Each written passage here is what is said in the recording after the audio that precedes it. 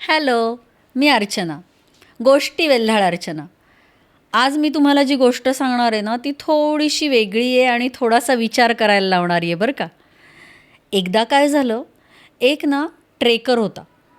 खूप अगदी खूप ट्रेक्स केलेला, त्यातला खूप जाणकार असा तो ट्रेकर होता. त्याला बऱ्याच गोष्टींची माहिती होती, बऱ्याच गोष्टींचा एक्सपिरियन्स त्यांनी घेतलेला होता. पण त्याच्या मनामध्ये ना त्याने एक गोष्ट ठरवली होती. त्याला एक अत्यंत अवघड असा ट्रेक करायचा होता आणि त्या दृष्टीने त्याचे प्रयत्न चालू होते. जवळजवळ वर्षभर तो त्या गोष्टीच्या मागं लागलेला होता. त्यासाठी जे जे काही करावं लागणार होतं ते सगळं तो करत होता. त्या ट्रेकिंगची पूर्ण तयारी होत आली. ज्या दिवशी निघायचं तो दिवसही ठरला. पण तो ट्रेकर होता ना, त्याला असं वाटत होतं की अरे हा एवढा अवघड ट्रेक, याचं सगळं श्रेय आहे ना ते आपल्या एकट्याला मिळायला पाहिजे. आपण एकट्याने हा ट्रेक पूर्ण करायचा. या पद्धतीने त्यांनी ठरवलं. सगळं क्लायमेट वगैरे बघितलं, त्याच्या सगळ्या ज्या कंडिशन्स होत्या त्या बघितल्या आणि ट्रेकचा दिवस ठरला. तो इतका एक्सायटेड होता, इतका उत्साही होता की त्यांनी न थांबता न दमता तो ट्रेक पूर्ण करायचं ठरवलं. बरं एकटाच बरं का. तो निघाला. दिवसा सुरू झालेली त्याची चढाई चालत चालत चढत चढत दिवस सरला. संध्याकाळ झाली. हा आपला ट्रेकर काही थांबलाच नाही. रात्र झाली.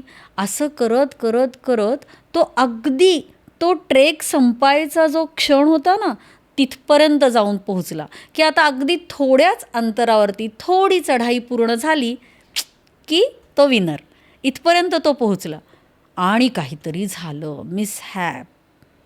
अचानक त्याचा पाय सटकला आणि तो खोल खोल गर्तेत वरून खाली पडायला लागला. हे इतकं अचानक झालं की त्याला काही समजायला वेळच मिळाला नाही. पण ते इतकं भयानक होतं की त्या वरून खाली पडण्याच्या त्या काळामध्ये त्याला त्याची जी लाईफ जर्नी होती, त्यांनी आत्तापर्यंत केलेले जे ट्रेक्स होते, त्यांनी आत्तापर्यंत घेतलेली जी मेहनत होती, ज्या क्षणापर्यंत तो पोहोचलेला होता, ते सगळं सगळं सगळं लागोपाठ दिसायला लागलं आणि बिचारा खूप हवालदिल झाला. एका क्षणाला जेव्हा तो जोरात खाली पडत होता, तुम्हाला माहिती आहे सगळे ट्रेकर आपल्या कमरेला असा एक दोर बांधलेला असतो आणि तो दोर त्यांनी वरती कुठंतरी फिक्स केलेला असतो. तर एका क्षणाला असं झालं की तो खाली पडत पडत पडत असताना अचानकपणे त्या दोराने त्याला हिसका दिला आणि तो तिथं लटकायला लागला.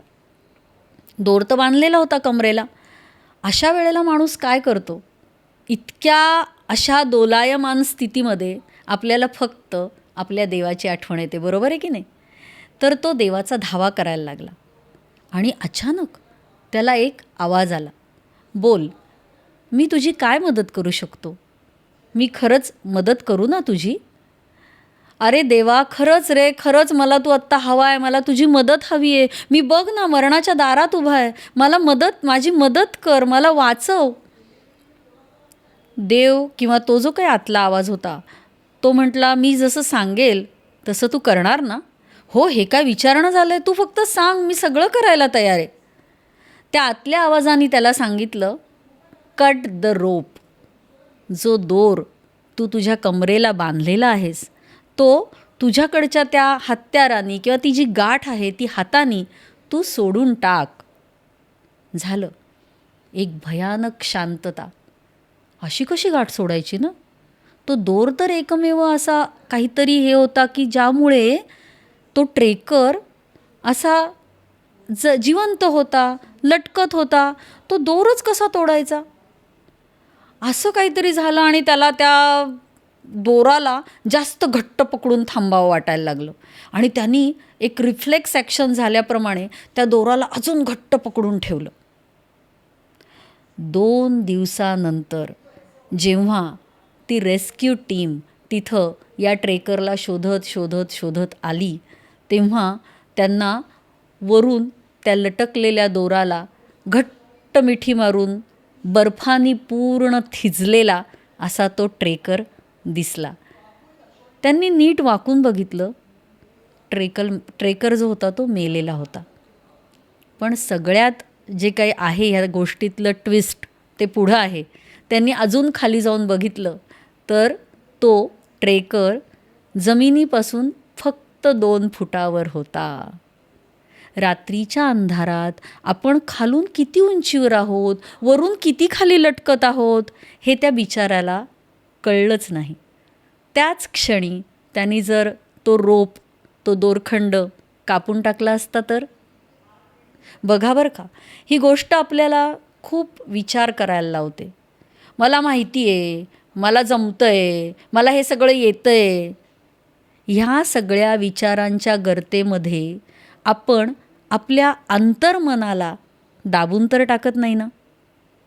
असं कितीतरी वेळा होतं की कितीतरी परिचित, अपरिचित हात आपल्याला मदतीसाठी पुढे आलेले असतात, आपल्या मदतीसाठी सरसावलेले असतात, पण आपल्या हे कधी लक्षातच येत नाही. अशा कितीतरी माहितगार, अनोळखी ओळखीच्या व्यक्ती आपल्याला कदाचित मदत देण्यासाठी पुढे आलेल्या असतात, पण आपण ते लक्षातच घेत नाही आणि आपण आपल्या मात्र त्याच ह्याच्यात असतो, मला सगळं माहिती आहे. हे सगळं करण्याच्या नादात आपण आपल्या अंतर्मनाचा आवाज ऐकतो का? आपण यावरती जरूर विचार करूया.